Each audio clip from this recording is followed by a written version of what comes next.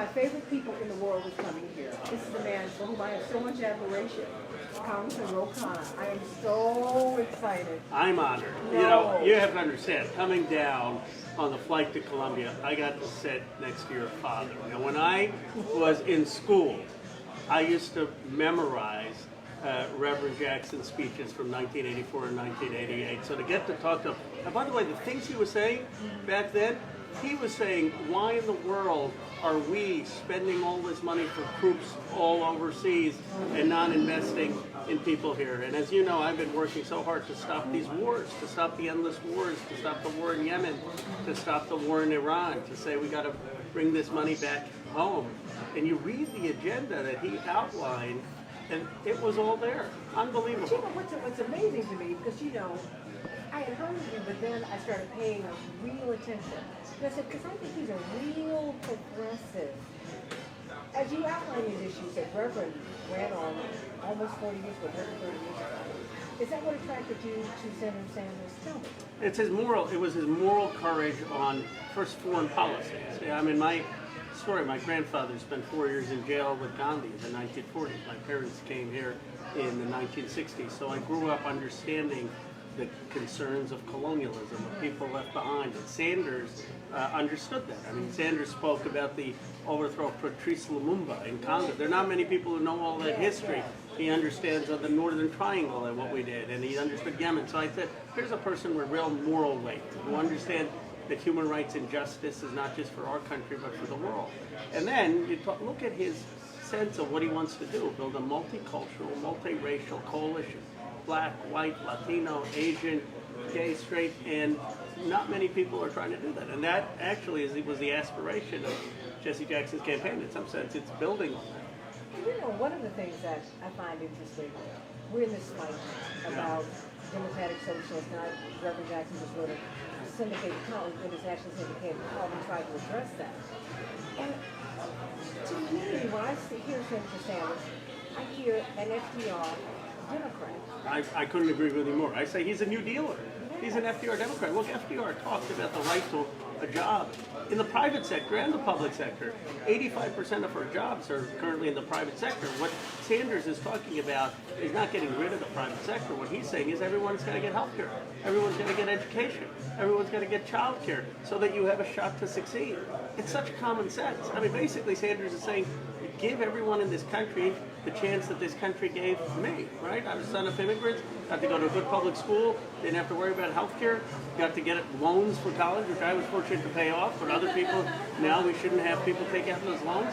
That's all he's asking for. Give people a shot. It's the completion of the New Deal in the 21st century. What can we do to make that point to people who don't quite understand it? Because, you know, many people freak out about racism, but when they hear him talk, when they hear you lay out the program, maybe it's because you've been in Silicon Valley. But when they hear you lay out the program, they say, you know, that makes a lot of sense. Well, here's what I say. How can you be an entrepreneur if you have to worry about healthcare? I mean, you know this myth in Silicon Valley, people think, oh, it's this 22-year-old Zuckerberg is the entrepreneur. It's actually not true. Most people become entrepreneurs in their 40s. They first need some basic economic security. If you don't have healthcare, you're not going to take a risk to start a business. If you don't have a basic education, how are you going to get the STEM jobs? How are you going to have a workforce for the 21st century? If we want more women working and more gender equality, we need more child care. I mean, that's one of the biggest barriers. So what I say is these are pro-competitive policies. These are policies that are pro-economic growth. Our problem in this country is not that we don't have enough capital. We've got plenty of capital. We need more investment in people. China's making an investment in people. You know, China has not been in a war since 1979. And what difference has that made, Congressman Khanna? Well, we've been in 40 wars. You know where they've been putting their money? And they've got a lot of human rights abuses. I'm not saying that they are in any way to be emulated, but they've been putting their money in universities, in high-speed rail, in infrastructure. Isn't it time we start investing in our people, not just because it's morally right, but because we want to grow a workforce? How are we going to compete with 1.2 billion people if we don't have a person to waste in this country? And you go and you look at the underinvestments in communities that have been left behind. Why aren't we having more partnerships with HBCUs in rural America, with Latinx institutions. It's just because we haven't been intentional about making these investments. That's what Sanders is trying about. I actually think he's got the most forward-looking vision. It's a new Deal for the 21st century. What I think what we need to do is really step back a little, breathe, and start listening. President Trump reportedly went to speak to, he called President Carter. He said, look, I need some advice, president to president. Why is China so far ahead of us? And he said just what you said. He said, they don't do wars. That's what we do. And it's wicked. How do you make this case? One of my great honors was to get to meet President Carter about 9 months ago. And he talked about what he was trying to do to resolve North Korea and how he normalized relations with China in '79 and how we're letting down the American public. I mean, think about this, $6 trillion. $6 trillion in these wars in Afghanistan, where the Taliban controls more territory today than they did before the 2008 surge. What are we getting for $120 billion that Trump has increased the defense budget? You could give every person in this country free public college or trade school education.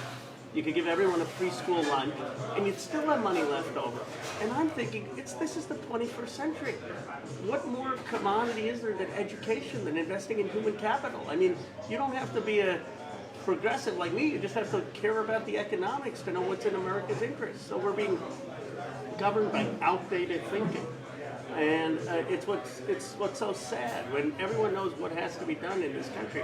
Infrastructure investment, technology investment. You know, one of the things that drives me crazy, I'll just say this in these Democratic debates, you know, I care very, very deeply, obviously, about mass incarceration and police violence. But why is it every time they talk about racial issues that those are the issues and they're not talking about where black Americans having a chance to be entrepreneurs and wealth creation and technology jobs? When I go to these campuses, that's what they want to know. Where are the jobs? Where are the opportunities? They're hungry for them. And Silicon Valley is still extraordinarily underrepresented. You want to talk about the wealth gap, racial wealth gap in this country, 10 to 1? Think about all those IPOs. They don't have black folks participating. Think of, John Lewis said to me, he said, "Bro, technology rights are the new civil rights." And we are not thinking in this country about how we're going to disperse the benefits of the technology revolution. And I understand that because I understand that the Indian Americans, what people don't realize is when the Indian Americans came in after 65, and you would never have had, it's totally on the backs of the Civil Rights Movement, because it was the Immigration Reform Act of 65 that allowed basically non-Europeans to immigrate. So it was a civil rights movement that paved the way for Indian Americans to come. And then why did so many of them end up at HBCUs? Because the other universities didn't hire them. They didn't hire them. And now we have an obligation in Silicon Valley to reach out beyond the Harvards and the MITs and the Stanfords and to look where the talent is and to be intentional. So create apprenticeship programs, hire folks, invest in wealth creation in these communities. And I think that's been totally neglected in terms of if you really want to start to lessen the racial wealth gap. And I'm going to be on the Rokon 2028 Foundation. I cannot wait. No. When I see you, it gives me a lot of hope. Because to see someone who starts off as a progressive and get in to Congress and you really push for a progressive position, it just warms my heart. I'm a big fan of yours, and you've got such a big voice around the country. You do. Well, I told you when I saw you, we were eating barbecue. We're at the Railroad Barbecue Restaurant here in Columbia, South Carolina. Kevin Gray. In fact, his book, everybody, Killing Trayvon, which is at the center of the discussion, which is one of the things that I appreciate about Senator Sanders as I let you go, as he addressed stop and frisk. As he addressed a lot of the issues, just because the moderator is not asking the question. Exactly. It does not mean that the conversation has ended.